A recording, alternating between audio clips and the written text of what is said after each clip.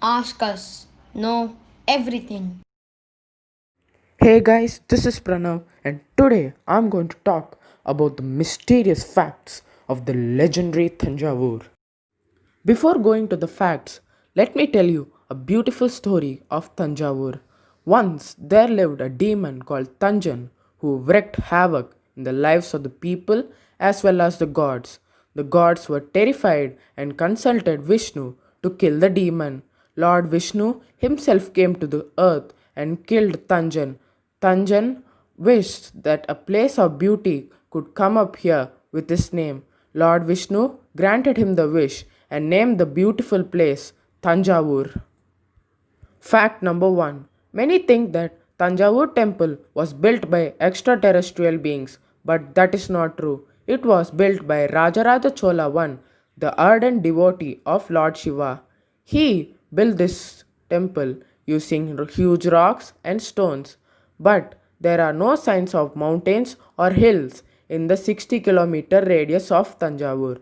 Then how did they transport these rocks? It is believed that they used 3,000 elephants to transport the rocks from far away places to the temple site. Fact number 2. Tanjavur temple was built using puzzle technique by the masterminds of Chola dynasty. No other structure about 200 feet was built by this technique, whereas all the buildings in the world use cement as connections. Cholas interlocked the stones into one another to build this massive structure. Fact number 3. The city of Thanjavur has more than 100 underground passages. These passages led to important places like Palace of Rajaraja Chola and temples. These passages were only given access to rishis and kings. No other common man was allowed in this path. The paths were to be chosen wisely. If chosen wrongly, they led to grave dangers. Fact number 4. The Garbhagriha where the Shivalingam is placed emits huge amount of electromagnetic positive waves which creates an imbalance in the minds of people and the yogis. To counter this, Rajaraja Chola I placed a huge cape stone at the top of a Tanjavur temple so as to transmit the waves equally in all directions, thus giving a peace of mind to the yogis as well as the people. Fact number 5. There are many questions as to how the Cholas placed the capstone at the top of Thanjavur temple. There are two theories to explain this. The first one, the Cholas constructed a huge staircase of rollers from the ground to the top of the temple and carried the stones from ground to the top using elephants. Theory number 2. The Maharishis used mantras to levitate the stone and keep it at the top of Thanjavur temple. This was no secret to the Vedic people at that time but is a mystery to the people living in modern world. Fact number 6. Granites are the hardest stones in the world. Even today, people find it very difficult to create beautiful patterns on granite. The Cholas, however, achieved this feat by drilling holes inside the granite and adding wooden sticks and water. After some time, the stones broke and made it easy to put beautiful carvings on these.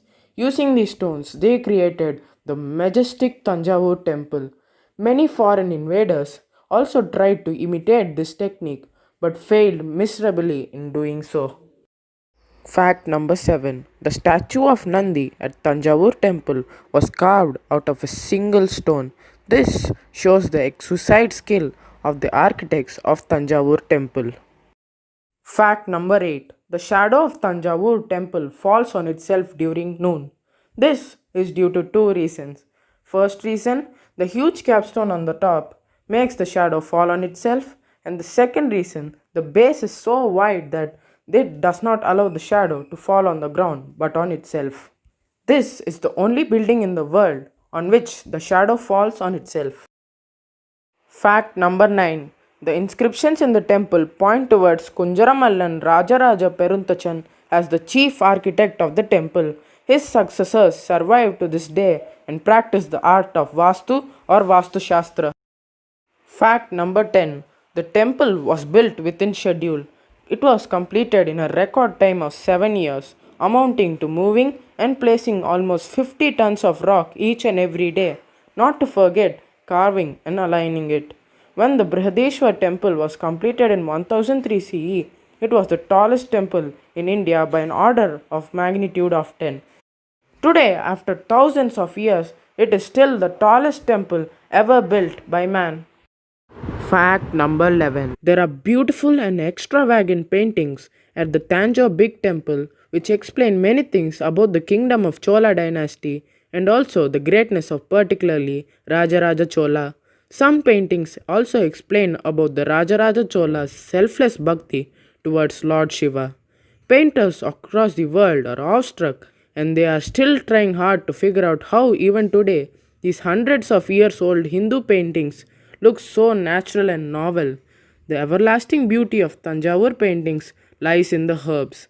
Hindu sages used natural elements for designing Vedic symbols which acted as gateways of communication.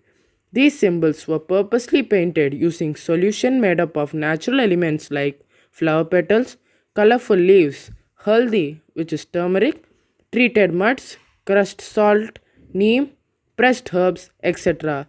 The lasting of such Vedic designs were ensured using medicinal learnings of Ayurveda.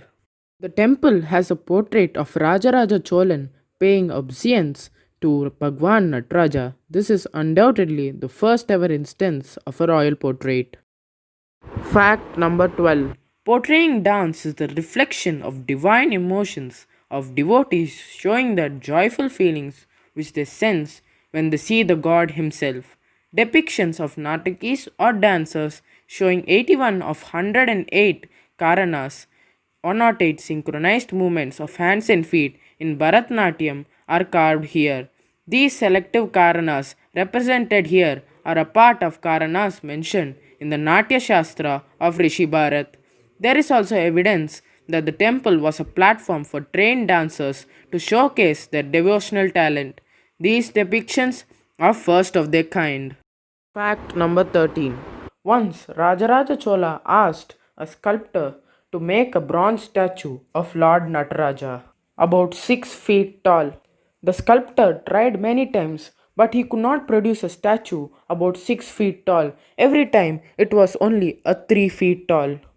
King now got angry and he warned the sculptor that next time if he brings a small statue, he would be beheaded in front of all the people.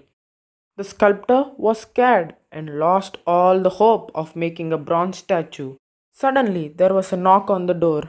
Two Brahmins were standing outside and they requested the blacksmith to give them some water. The sculptor refused to give water to the Brahmins and told them to drink the molten bronze which he made to make the statue. The Brahmins drank the molten bronze and changed into the statues of Lord Shiva and Goddess Parvati. The sculptor was awestruck and thanked Lord Shiva for coming to earth and helping him. The sculptor immediately took the statue to the king and told that these were the statues of Lord Shiva himself. The king did not believe the sculptor and struck the leg of Lord Shiva with his sword. Blood oozed from the leg, and thus the king fell on the feet of Lord Shiva for his forgiveness. This is the tallest bronze statue of Lord Shiva in the world. The wound on the leg of the statue is still visible today. Fact number 14. Once the king was listening to the hymns in his court. He liked the hymns so much that he requested for more hymns to be sung. A wise old man told that the scriptures were written on palm leaves and were stored behind the Chidambaram temple. The king immediately rushed to those temples, but to his surprise, all the walls were closed. One of the sages told that he has to bring 3 rishis who wrote these scriptures so as to open them. But to his surprise, all the rishis were dead. How could he bring them here? So the king ordered the people to make life-size statues of these rishis and place them in front of the walls. The walls immediately opened and king entered the walls. To his surprise, he found that all the scriptures were covered with mud and eaten by ants. Only some of them remained. Suddenly, he heard Lord Shiva's voice.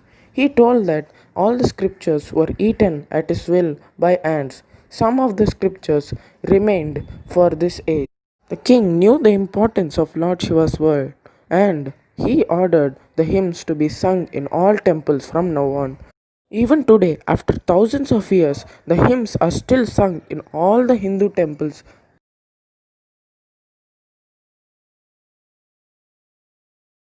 If you have found this video interesting, please like, share and comment in the chat box. And don't forget to subscribe to view more interesting videos like these.